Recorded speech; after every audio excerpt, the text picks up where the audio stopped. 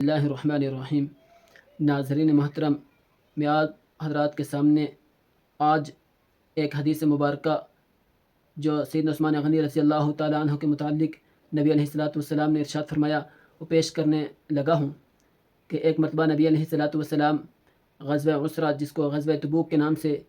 یاد کیا جاتا ہے، اس کی تیاری کے لیے ترغیب دے رہے تھے۔ تو پہلی مرتبہ ترغیب دی نبی علیہ الصلوۃ والسلام نے،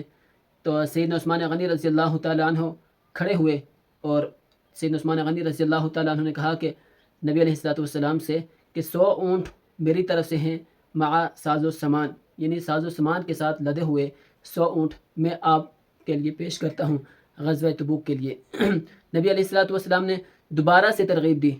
غزوہ تبوک کے لیے، اس کی تیاری کے لیے دوبارہ سے ترغیب دی۔ سیدنا عثمان غنی رضی اللہ تعالیٰ عنہ دوبارہ کھڑے ہوئے تو سیدنا عثمان غنی رضی اللہ تعالیٰ عنہ نے دوبارہ کہا کہ 200 اونٹ ہیں میری طرف سے ساز و سامان کے ساتھ۔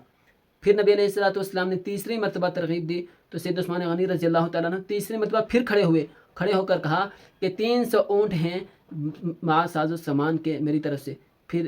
حضرات صحابہ کرام فرماتے ہیں کہ جب نبی علیہ الصلوۃ والسلام ممبر سے نیچے اتر رہے تھے تو یہ بات فرما رہے تھے کہ آج کے بعد کوئی بھی برا عمل عثمان رضی اللہ تعالیٰ عنہ کو نقصان نہیں پہنچا سکتا، یعنی کہ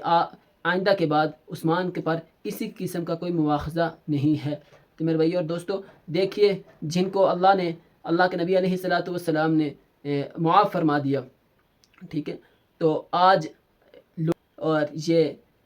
اپنی فین فالوئنگ کے لیے چند روپیوں کے پیچھے، شہرت کے پیچھے حضرات صحابہ کرام پر تبرہ کر رہے ہیں۔ میرا ان کو پیغام ہے کہ خدا کے لیے سدھر جائیں اور ہوش کے ناخن لیجئے۔ یہ آج کی زندگی ہے،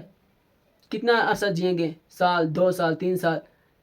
جتنی عمر ہو چکی ہے اس کے بعد شاید یہ ایک سانس کا یقین نہیں ہے کسی کو، تو آگے جا کر کس منہ کے ساتھ نبی علیہ الصلوۃ والسلام کے سامنے پیش ہوں گے؟ جن لوگوں نے نبی علیہ الصلوۃ والسلام کی حفاظت کے لیے، نبی علیہ الصلوۃ والسلام کے دین کی حفاظت کے لیے اپنے تان مان دان سب کچھ لٹا دیا، گھر بار چھوڑ دیا، اپنی اولادوں کو یتیم کرا دیا، ان کی زندگیوں کو پڑھیے، ذرا سا پڑھیے اور دیکھیے،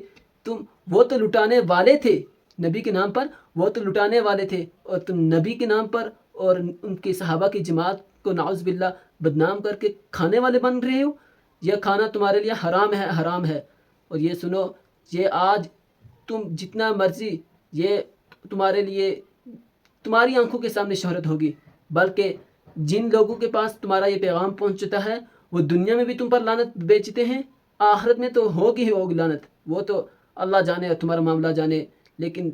یقین سے میں کہتا ہوں، نہ تو اللہ کا نبی تمہیں معاف فرمائے گا، نہ نبی کی جماعت تمہیں معاف کرے گی۔ اس لیے ہوش کے ناخن لیجئے، اور جو نبی علیہ الصلوۃ والسلام کی مقدس جماعت ہے، ان کی زندگیوں کو پڑھیے اور ان کی زندگیوں کا مطالعہ کریے، اور یہ جو صحیح رخ ہے ان کی زندگیوں کا جو صحیح نتیجہ ہے، ماڈل ہے، وہ لوگوں کے سامنے پیش کیجیے۔ اللہ تعالیٰ سے دعا ہے اللہ تعالیٰ ہمیں حضرات صحابہ کرام کی قدردانی کرنے کی توفیق عطا فرمائے۔